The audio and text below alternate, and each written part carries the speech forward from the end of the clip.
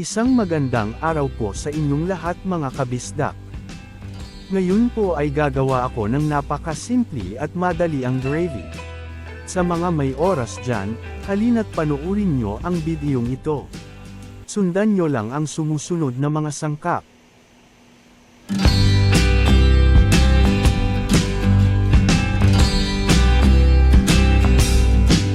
Una ay tunawin lang ang butter sa isang malinis na kawali.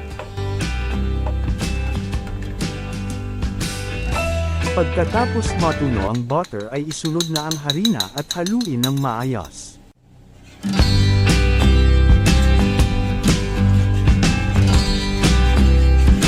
Ginamit ko lang ay 1/4 ng chicken cube, hinati ko lang sa 4 na piraso ang isang buong cube, ginawang alternative ko lang ito dahil wala akong chicken stock na magagamit.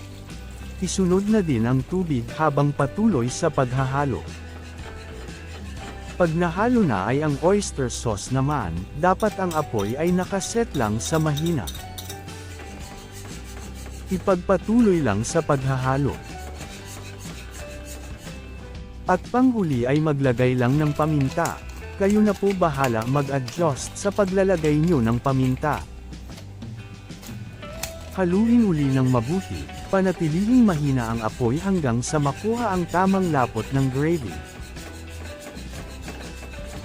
At muli ako po ay humihingi ng konting suporta sa mga napadpad sa channel kong ito. Maraming salamat mga kabisdak.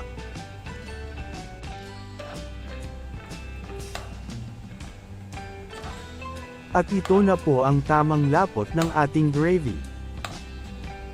Napakadali lang ng recipe natin, di ba? Sakto ito para sa mga mahihilig sa mga pritong ulam. Sana ay nagustuhan nyo ang video na ito, pa-like at share naman mga kabisdak. Baka lang naman, maraming salamat po.